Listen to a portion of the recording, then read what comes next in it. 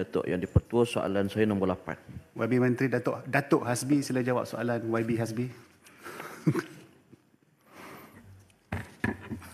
Bismillahirrahmanirrahim. Assalamualaikum warahmatullahi wabarakatuh.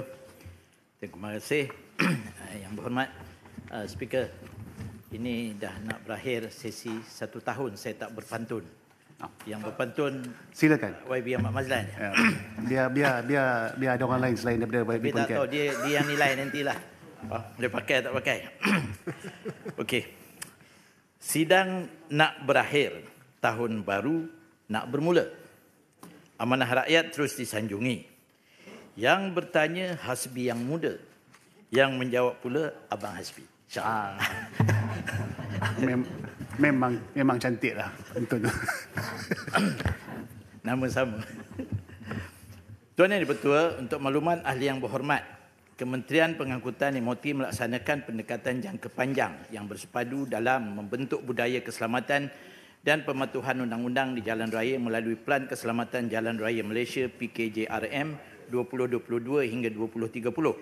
Pelan ini menjadi kerangka nasional yang merangkumi aspek pendidikan, penguatkuasaan, kejuruteraan dan tadbir hurus keselamatan jalan raya.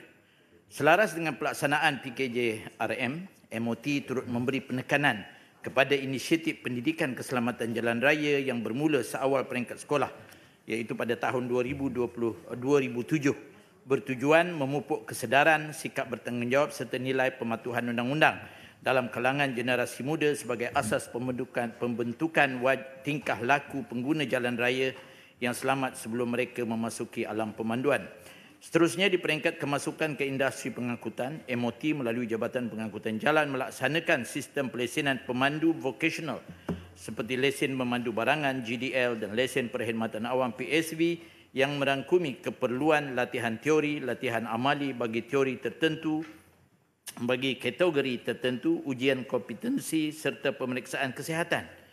Mekanisme ini bertujuan memastikan hanya pemandu yang benar-benar layak, kompeten dan sihat dibenarkan mengendalikan kenderaan perdagangan yang mempunyai tahap risiko tinggi terhadap keselamatan jalan raya. Dalam usaha membentuk pematuhan yang berterusan, MOT turut melaksanakan pendekatan intervensi pendidikan terhadap pemandu yang melakukan kesalahan serius atau berulang. Pemandu yang digantung lesen atau dikenakan tindakan di bawah sistem kejaran akan diwajibkan mengikut kursus pemulihan dan latihan ulangan, refresher course, sebelum lesen mereka dipertimbangkan untuk dipulihkan bagi membetulkan sikap dan mengurangkan risiko kesalahan berulang. Bagi jangka masa sederhana dan panjang pula, MOT sedang mengkaji pelaksanaan mekanisme pasca pelesenan termasuk pengenalan sijil kompetensi pemandu dan seterusnya sijil pemandu profesional sebagai kaedah penilaian berterusan terhadap kemahiran, disiplin dan profesionalisme pemandu kenderaan perdagangan. Langkah ini bertujuan meningkatkan martabat profesion pemandu serta menyokong pembudayaan keselamatan jalan raya secara mampan. Secara keseluruhannya, pendekatan berperingkat yang merangkumi pendidikan awal, pelesenan, intervensi terhadap pesalah dan pengukuhan pasca pelesenan ini mencerminkan komitmen berterusan MOT dalam mengurangkan risiko kemalangan, melindungi infrastruktur jalan raya dan memastikan keselamatan semua pengguna jalan raya. Agak panjang sedikit lagi. Boleh, saya ada masa sikit. Boleh. Okey. Untuk makluman ahli yang berhormat, MOT melalui JPJ juga sentiasa komited dalam memastikan penguatkuasaan dan pematuhan undang-undang terhadap kenderaan berat dilaksanakan secara menyeluruh dan berkesan. Pelaksanaan ini adalah penting bagi menjamin keselamatan pengguna jalan raya sekaligus mengurangkan risiko kemalangan yang melibatkan kenderaan berat. Pelaksanaan pemeriksaan dan audit keselamatan JPJ, JISA, JPJ Inspection and Safety Audit pada dasarnya adalah untuk memeriksa tahap pematuhan kepada Industrial Code of Practice (ICOP) oleh syarikat pengendali kenderaan komersial berkenaan aspek keselamatan. Syarikat yang berulang kali gagal dalam audit JISA yang ditetapkan oleh Agensi Pengangkutan Awam Darat (APAD) boleh dikenakan tindakan tegas termasuk penggantungan atau pembatalan lesen pengendalian. Langkah ini bertujuan memastikan syarikat pengangkutan senantiasa mematuhi keperluan pelesenan serta berupaya mengurangkan statistik kemalangan jalan raya. Dalam hubungan ini, pelaksanaan sistem Global Positioning System GPS dapat diintegrasikan secara langsung dalam sistem pemantauan audit keselamatan JPJ bagi merekod dan menganalisis maklumat penting seperti lokasi, kelajuan, masa perjalanan serta tempoh kenderaan berhenti secara masa nyata. Pendekatan ini membolehkan pengesanan ketidakpatuhan pemanduan dilaksanakan dengan lebih pantas dan tepat tanpa keperluan laporan manual. Selain itu, penguatkuasaan mandatory penggunaan SLD, Speed Limitation Device, digunakan bagi menghadkan kelajuan maksimum kenderaan berat.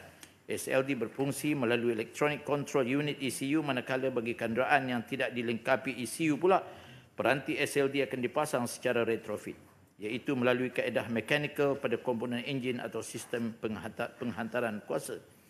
Had kelajuan yang terkawal ini secara langsung akan mengurangkan risiko kemalangan yang berpunca daripada pemanduan melebihi laju di jalan raya kita.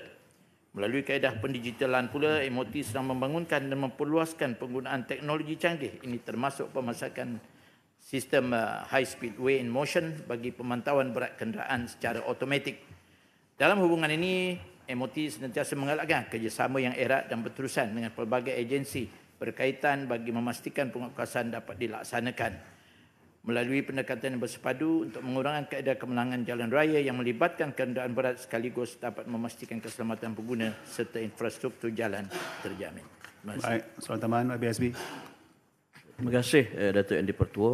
Terima kasih pada Menteri atas jawapan yang lengkap. Cuma saya nak tanya sebab kita beberapa minggu yang lepas kita dapati ada memorandum ataupun sedikit perang mulut lah di antara Persatuan Pemandu Lori dengan MOT.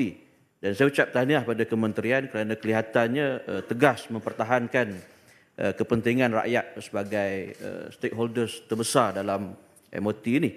Cuma saya nak tahu apa kata putus yang dicapai ataupun mungkin ada dalam 26 tuntutan itu yang dikompromi oleh kementerian. Terima kasih.